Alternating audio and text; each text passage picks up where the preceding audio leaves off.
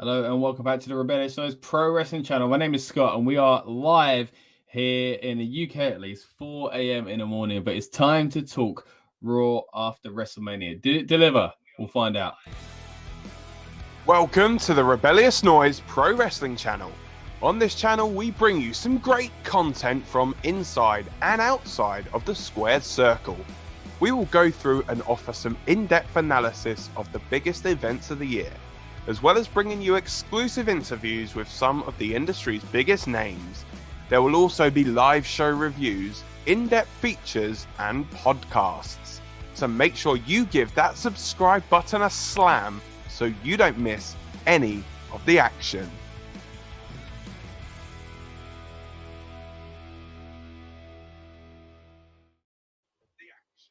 All right, so like I said, we are here on a Rebellious Noise Pro Wrestling channel. Thank you for joining us, whether you are live or on demand with us here tonight or whenever it is you're watching. My brain's a little bit scrambled, guys, because again, it's 4 a.m. for me, but and a very busy weekend, of course. But we thought we'd jump on and give you an instant reaction review to the goings down on Raw after WrestleMania. Now, I've got to be honest, guys, for the most part, I thought I wouldn't have much to talk about here tonight. Of course, it starts out with some fairly big news. I say fairly big. It is quite big, to be fair. You know, that Brock Lesnar was going to be on a tag match on Raw. We should have known very early on. And by the looks of some people online, people did kind of guess, to be fair, that this wouldn't quite go down the way we would imagine. So, of course, it ends with a bit of a shock. You know, I guess in kayfabe terms, but people were expecting it somewhat, of course, with Brock Lesnar turning on Cody Rhodes. But we'll get to that in a little bit.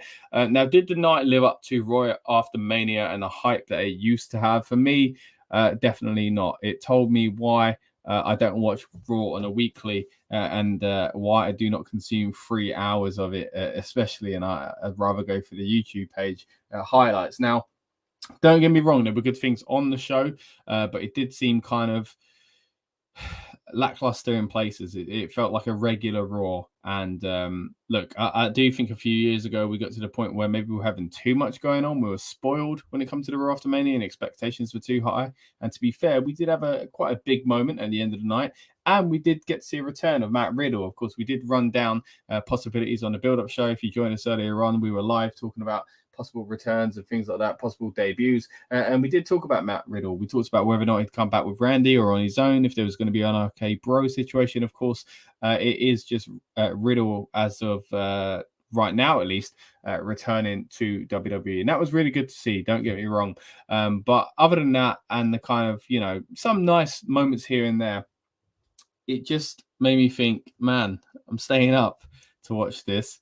I could have watched some YouTube highlights. And again, I don't want to be too down on it, but guys, let me know what you think. Are you kind of in the same kind of camp as me, which is kind of like, even if it's good, investing 3 hours every week is a bit much. Now, again, I'm not like that anyway. I thought I'll give Raw after Mania a chance. It used to be the one that I always made sure I didn't miss live because you never knew it was going to happen. There's nothing worse than waking up and hearing someone come back and you didn't see that pop originally.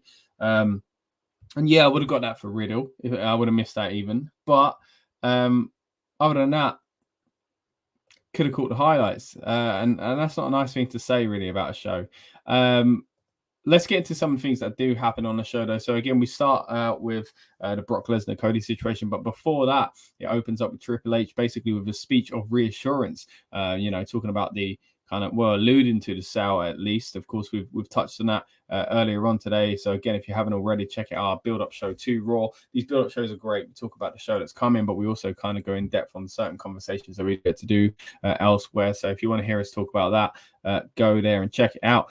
But yeah, Triple H is reassuring the crowd, really, the same old WWE, we're not going away, and then brings out Roman Reigns to a chorus of boos. You know, great. Whether you agree with the Cody Rhodes loss on Mania or not, it was great for heel heat.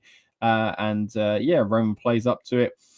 We do get this tag match organized. This is one of my problems with this, is that I think they might have felt like they delivered on certain kind of expectations and surprises, because they technically did give us a lot of surprises, but they were pretty much like people on the roster. You know, happened a few times where it was like anyone in the back. Same as later on with Street Profits. It's like, really? Like, as much as that was a good match, don't get me wrong, but like they were treating it as if it was like anything can happen on a Raw after Mania, aka people on the roster can face each other. It was yeah, there we go. Almost first match beats Elias. Again, a sign of Raw being 3 hours. Not much to say there, to be honest. The Usos, one interesting note was the Usos kind of being pushed away, really, by Roman Reigns, it would seem, and Paul Heyman, kind of going back in the room, being like, I took care of him. So it's going to be interesting to see where that goes from here as well. And then after that, what do we get next? We had, to be honest, it's a great segment again. Like, if you trim the fat, like you get a decent show, but Bad Bunny getting involved. We assume this would be the case anyway after what happened at WrestleMania. That it's looking like we're going to have Dom and former mate of Bad Bunnies, and I really liked how they played up to that tonight. Damian Priest basically talking to him like, man, what are you getting involved for? Like, he didn't want to have to do it. Kind of thing that you see in movies. I really did it, and TV shows. I really did appreciate that. And also saying backstage to Adam Pearce, like, if this was anyone else, like, if I didn't like the guy, it'd be a lot worse, so that was quite cool. But yeah, it looks like we're going towards that match, and I'm all for it. I think Damian Priest is severely underutilized at the moment, and to see him get that moment in Puerto Rico, even if it's as a heel, and as we said on the build-up show, a good way to counter that and be careful that people aren't just going to cheer him because he's from Puerto Rico, is to go against someone else from Puerto Rico, so that's a good idea, I think, as far as the Bad Bunny situation. And again, they're kind of picking up where they left off in some ways, just with a new kind of found take on their relationship, because now Bad Bunny is against Damian Priest, and I assume what he stands for within the Judgment Day. So I did like that part of Monday Night Raw, got to be honest, and that chokeslam through the table was rough looking. So fair play to Bad Bunny for taking that. Next up, we get Street Profits challenging the tag champs, as I said earlier on. And what frustrated me with this is that they won the Super Duper Tag Team Step Up and Show Us What You Got challenge that we've kind of been calling it at WrestleMania, because it seemed like it was 4-0 other than just getting on the card. It should have been number one contenders. I've said it so many times this weekend. I don't want to go too far into it, but proved it for me tonight. But I guess to win a match at Mania, no one's contenders, only to lose it on Raw, maybe wouldn't have been great anyway. And of course, with the women's one later on, the people who actually win that have nothing to do with Raw. So yeah, maybe they'll show up on SmackDown. But now we have new number one contenders for the women's title. So I guess that's why you can't say one is and one isn't number one contenders. But anyway, a good match overall. Street Profits facing off against Sami Zayn and Kevin Owens. If you would have said to me the other day, who do you reckon the first challenge is going to be? Even if it weren't a long-term feud, it was just a Monday Night Raw thing, I would definitely not have guessed Street Profits, simply because they're baby faces, and I just couldn't see that matching up. Well, other than the fact that they did win their match, but they didn't actually make it about winning the match. And yeah, that would have given it a reason, but again, it didn't. But either way, good match. I did enjoy it. Then moving on to Seth Rollins. I really like this part, to be fair, in the back, saying, DJ, play my song.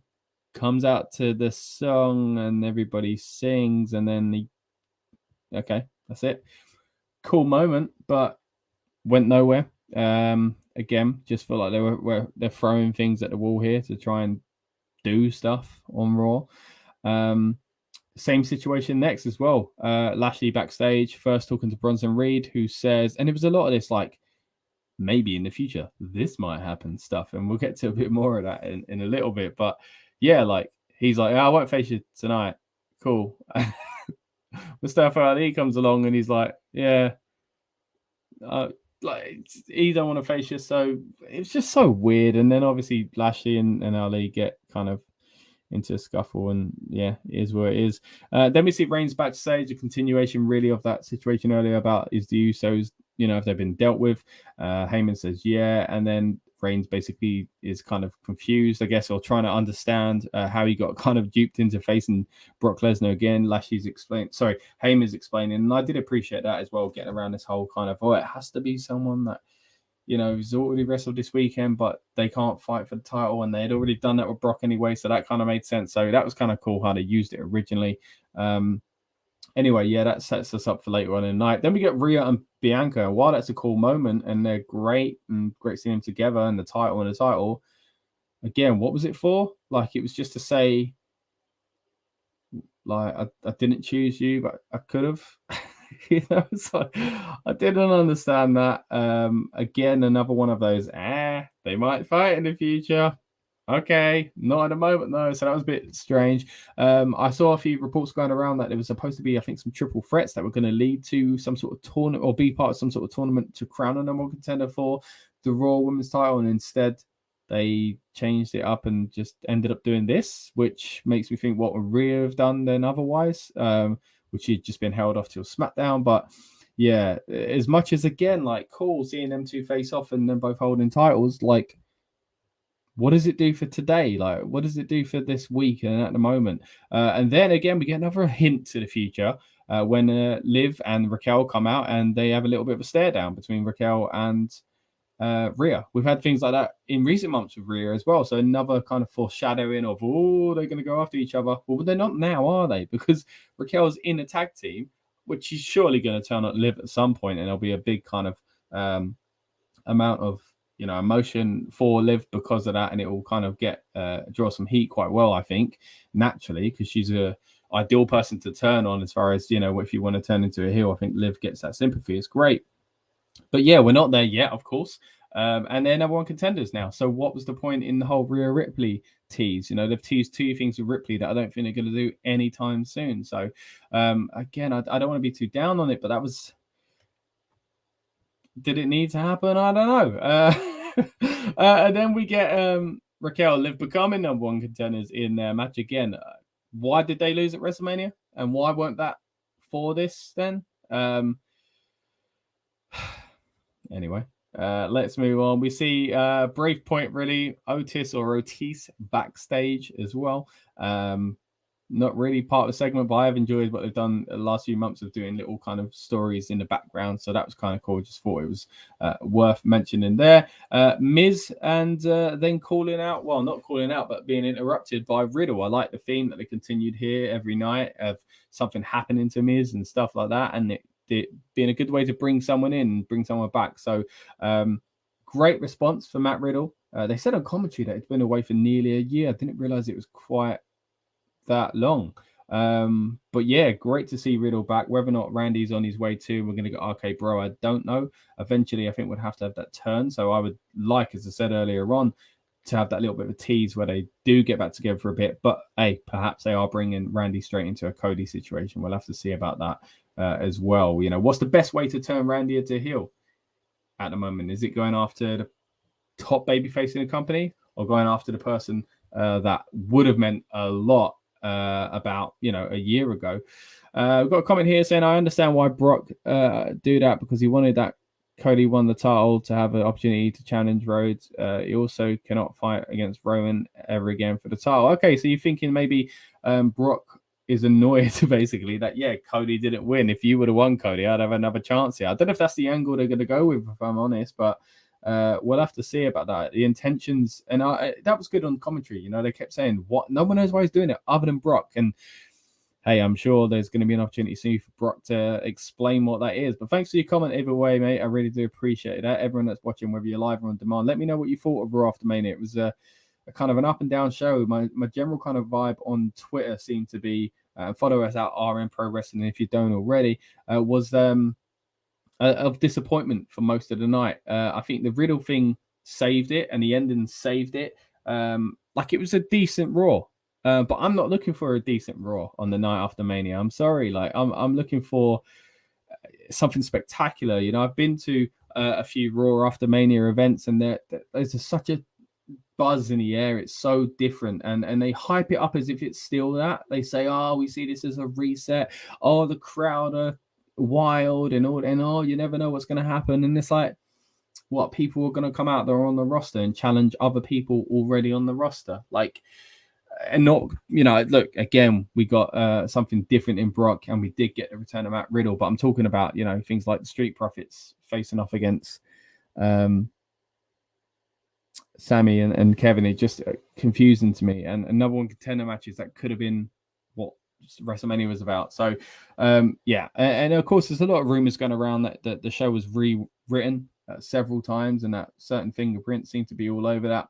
Speculation, I don't know. I think it's easy to look at something and go, this is He's back in town. And of course, we've heard a lot about that recently. But it's anytime something's bad, it's easy to say it was because of a certain person. I think we need to be careful of that. It's not always so straightforward. Now, like I said, let us know what you thought, though, guys, whether it is on demand, if you're watching like that, or you are watching with me at this very moment in time. I'd love to hear your thoughts on Raw after Mania. Try not to be too down, but again, it's 4:21 in the morning, and this is my third or fourth night in a row of doing this, of course, for all the WrestleMania week stuff as well. If you haven't already, guys, check out our videos that we've done throughout this week on how to fix WrestleMania week. Trust me, it's a lot more positive than it sounds. It's about kind of giving NXT in the Hall of Fame some breathing space as well. So if you're interested in that, give it a chance. Right, moving on to the next section of Raw. We see the tag champs backstage with Trish as well. And kind of just an acknowledgement of that they're going to defend the titles. Cool. Still a possibility for Trish to turn then. But again,